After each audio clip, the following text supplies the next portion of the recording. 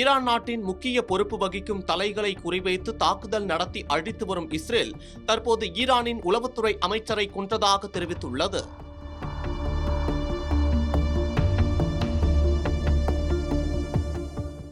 அமெரிக்காவும் இஸ்ரேலும் இணைந்து ஈரான் மீது கடந்த பிப்ரவரி 28 தாக்குதல்களை தொடங்கின. இதில் அந்த நாட்டின் உச்ச தலைவராக இருந்த அயதுல்லா அலி கமேனி உட்பட பல்வேறு தலைவர்கள் கொல்லப்பட்டனர். இந்த தாக்குதல்களுக்கு ஈரான் பதிலடி கொடுத்து வருகிறது. 19வது நாளாக போர் நீடித்து வரும் நிலையில் ஈரானின் முக்கிய தலைவரை கொன்றுவிட்டதாக இஸ்ரேல் தெரிவித்துள்ளது.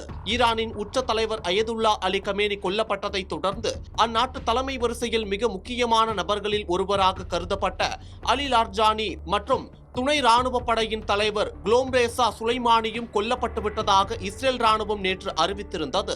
தெஹ்ரானில் உள்ள ஈரானின் பாதுகாப்பு தலைமையகத்தை குறிவைத்து நடத்தப்பட்ட இந்த நள்ளிரவு தாக்குதலில் இந்த இருவரும் கொல்லப்பட்டதாக இஸ்ரேல் தெரிவித்திருந்தது. இதனைத் தொடர்ந்து இஸ்ரேல் மீது கொடூர தாக்குதலை மேற்கொண்ட ஈரான் 100க்கும் மேற்பட்ட ஏவுகணைகளை ஏவி தாக்கி அலி லார்ஜினி மரணத்திற்கு பழிவாங்கியது. தெஹ்ரானில் அலி லார்ஜினி இறுதி ஊர்வலத்தில் ஆயிரக்கணக்கான மக்கள் கலந்து கொண்டது குறிப்பிடத்தக்கது. இந்த நிலையில் தான் ஈரானின் உளவுத்துறை அமைச்சர் இஸ்மாயில் காத்திபை கொன்றுவிட்டதாக இஸ்ரேல் கூறியிருக்கிறது.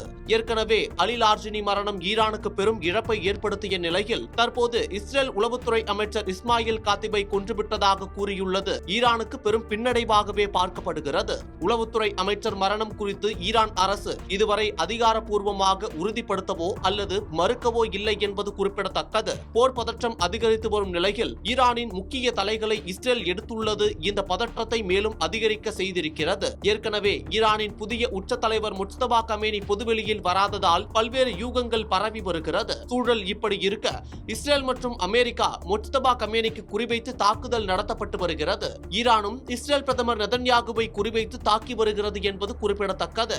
போர் 2 வாரம் மட்டுமே நீடிக்கும் என தெரிவிக்கப்பட்ட நிலையில் 3வது வாரத்திற்குள் நுழைந்துள்ளது. மேலும் இரு தரப்பிலும் நடத்தப்படும் தாக்குதலை பார்க்கையில் இந்த போர் மேலும் தீவிரமடைய அதிக வாய்ப்பிருப்பதாகவே பார்க்கப்படுகிறது.